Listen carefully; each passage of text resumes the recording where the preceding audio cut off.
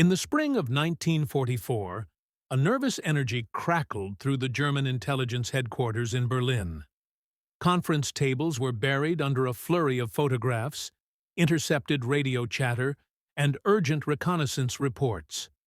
Their focus wasn't the vast sweep of Allied armies, but a single, unsettling figure, General George S. Patton.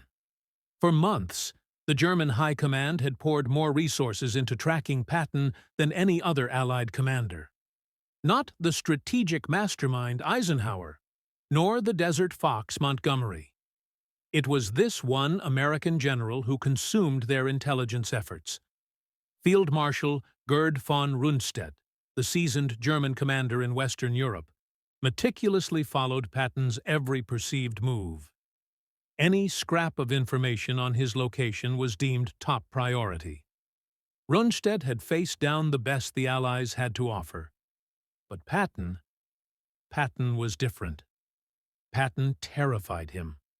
The Germans first encountered this unsettling force in November 1942 during Operation Torch, the Allied invasion of North Africa. Patton led the Western Task Force, landing 35,000 American troops on the Moroccan coast.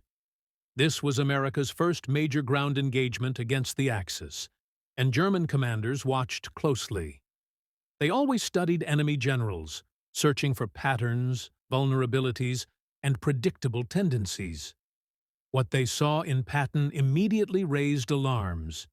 He moved with a startling rapidity, unlike any American commander they'd anticipated.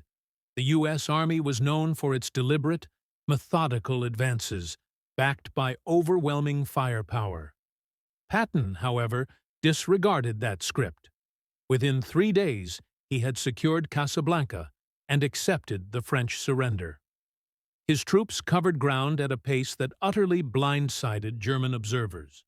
Field Marshal Albert Kesselring, then commanding German forces in the Mediterranean, immediately demanded detailed intelligence on this American general.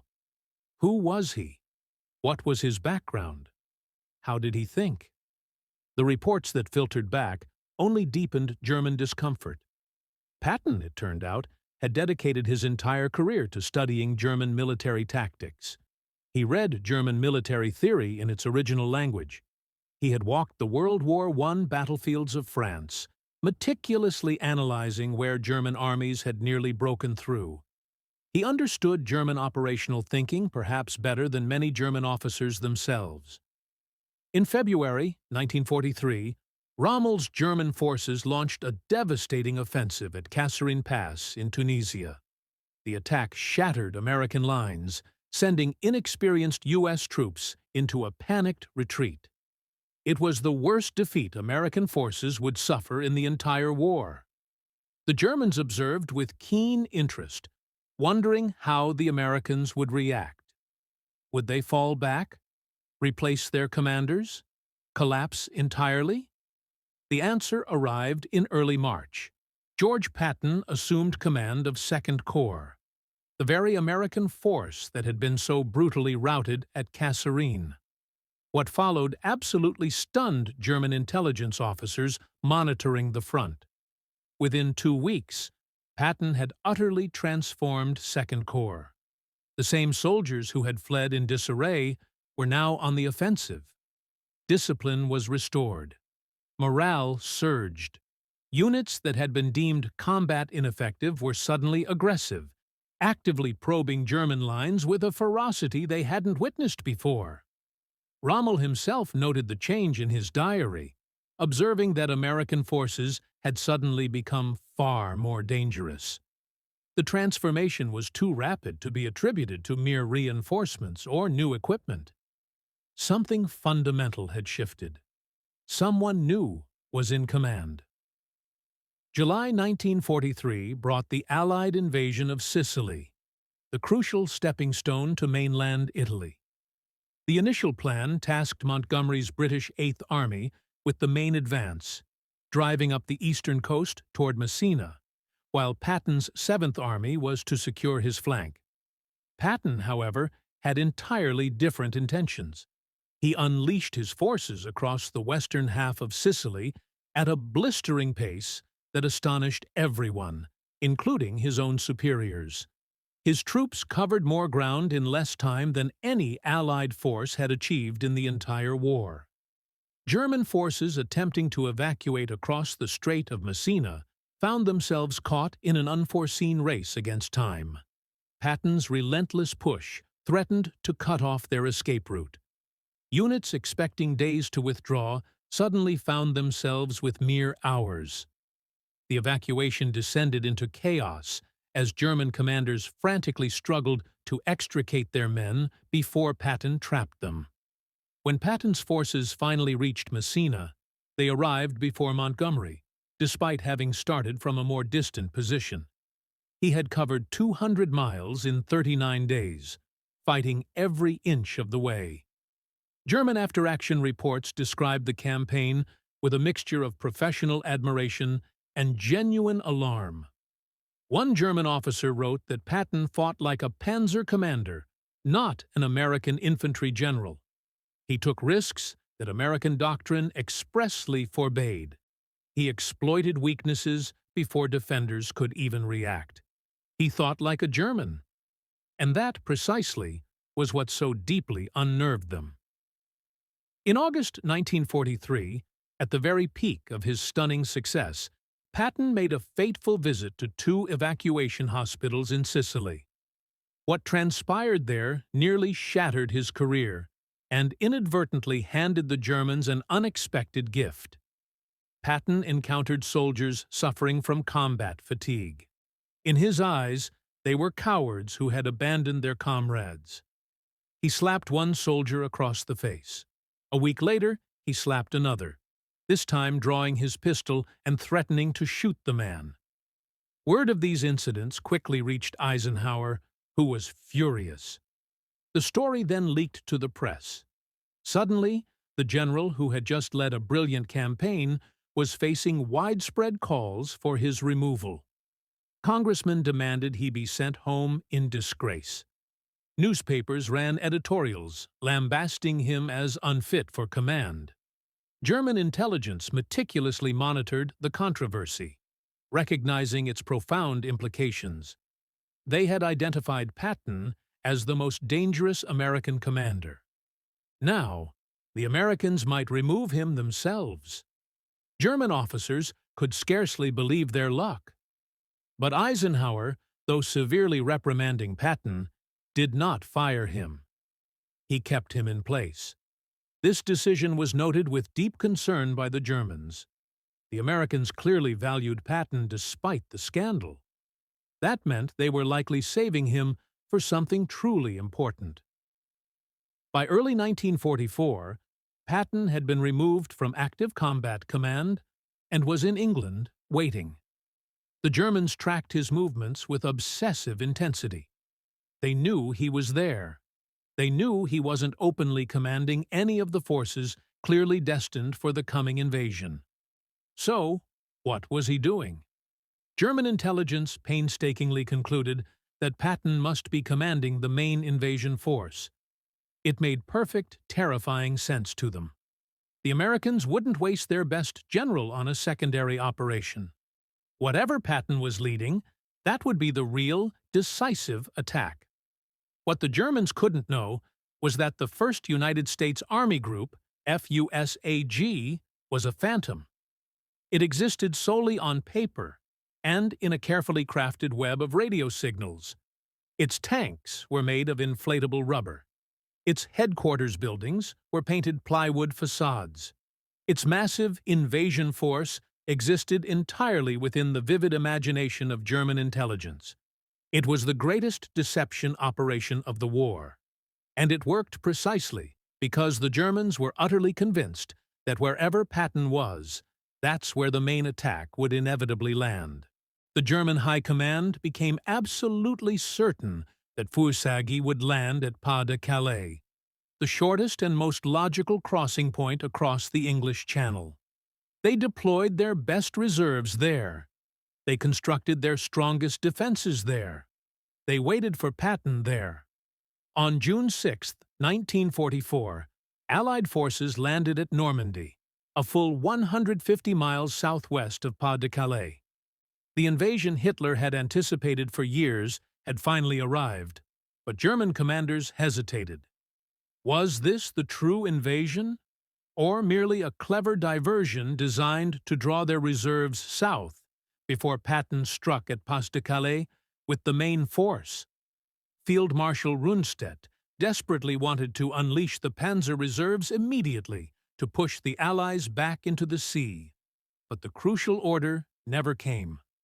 Hitler and his staff remained convinced that the Normandy landing might be a feint.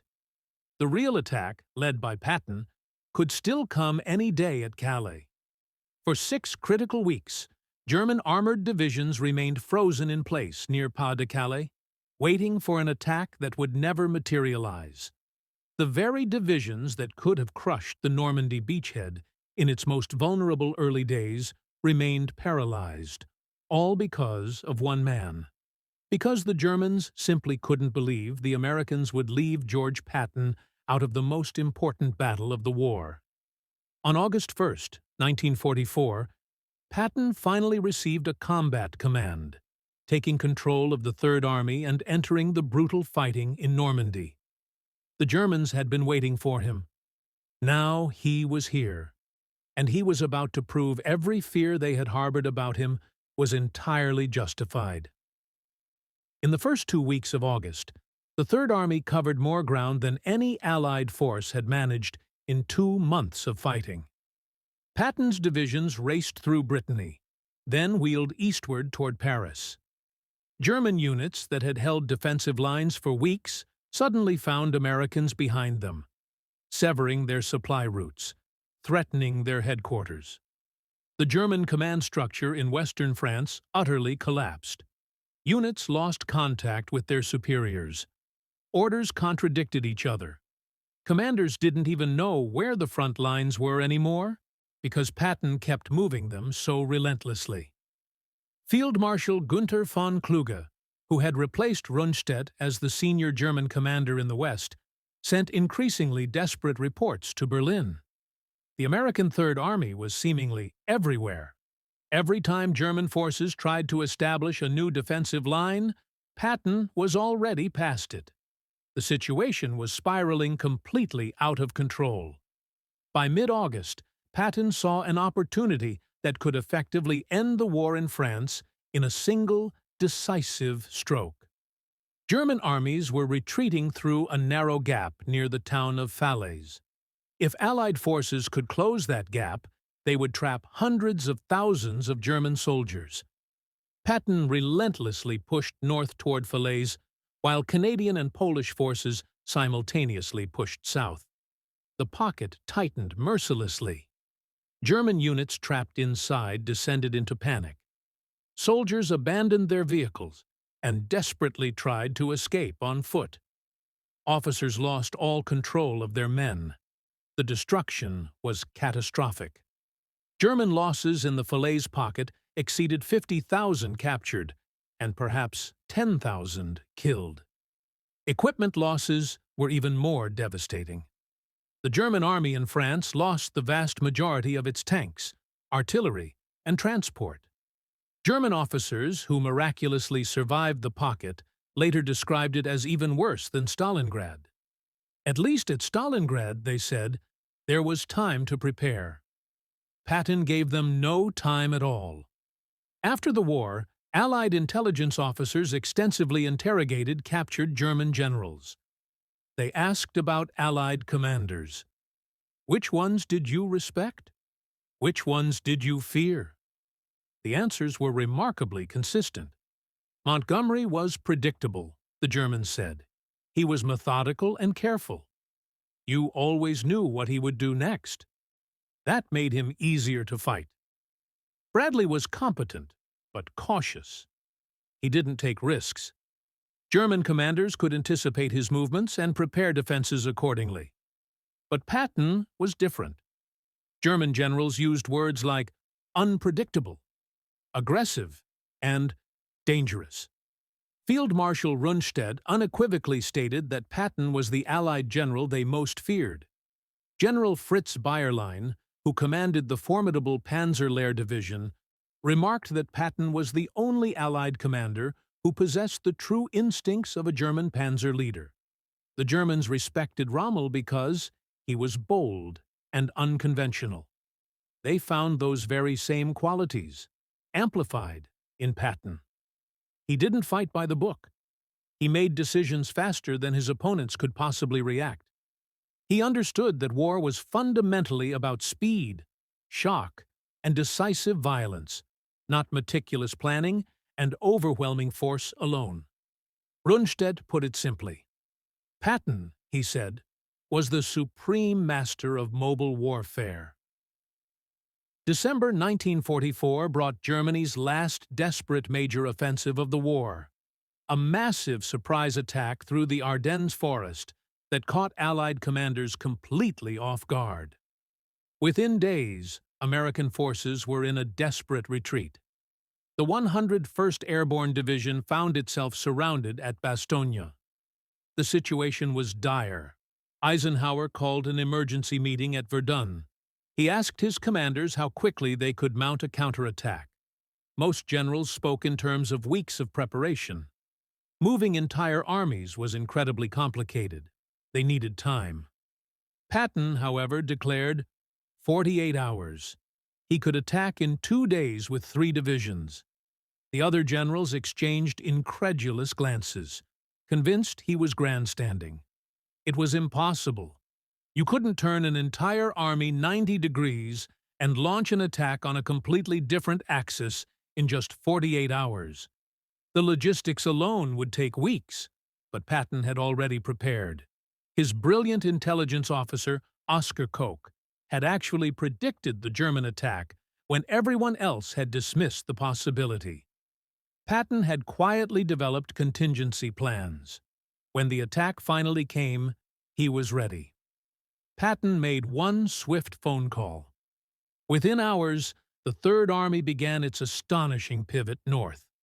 More than 250,000 men, tens of thousands of vehicles, moved in brutal winter conditions across icy roads, all within 48 hours. The Germans simply couldn't believe it. They had anticipated weeks before any serious counterattack could be mounted. Instead, Patton was already slamming into their southern flank. The relief of Bastogne came on December 26th. The offensive that was supposed to split the Allied armies was decisively stopped. After the war, German generals were again asked about the Battle of the Bulge. What went wrong? Many of them gave the same answer. They hadn't expected Patton to respond so incredibly fast. They thought they had more time. They never learned. From the very first day they encountered him in North Africa to the last day of the war, the Germans consistently underestimated how rapidly Patton could move. And every single time, they paid a terrible price. So why did German generals fear Patton more than any other Allied commander? Because he thought like them. German military doctrine emphasized blistering speed, relentless aggression, and the ruthless exploitation of enemy weaknesses. The Blitzkrieg, which had so swiftly conquered Poland, France, and nearly Russia, was built upon these very principles. German commanders understood this kind of warfare instinctively. Patton understood it too. He had studied German tactics for decades. He had internalized their audacious philosophy of war. When he commanded an army, he fought precisely the way German generals wished they themselves could fight. But there was something more. German commanders could largely predict what most Allied generals would do. They understood the American and British military systems, their doctrine, their inherent caution, their reliance on overwhelming firepower before advancing. Patton, however, defied those rules. He attacked when doctrine screamed to defend. He advanced when logistics dictated a halt. He took risks that his superiors considered utterly reckless and his enemies considered absolutely terrifying. The Germans simply never knew what Patton would do next. They only knew it would be fast. It would be violent. and it would cost them dearly. Field Marshal von Rundstedt, the man who had commanded German forces on D-Day, who had faced the best generals the Allies had to offer, summarized it perfectly after the war. Patton, he said, was the supreme master of mobile warfare. He was a brilliant practitioner of offensive tactics, and he was, without question, the Allied general the Germans feared the most. From the scorching deserts of North Africa to the frozen forests of the Ardennes, George Patton earned that fear, one battle at a time, one seemingly impossible victory at a time, until the German generals who had once conquered Europe learned firsthand what it felt like to face a commander who fought exactly like they did, only better.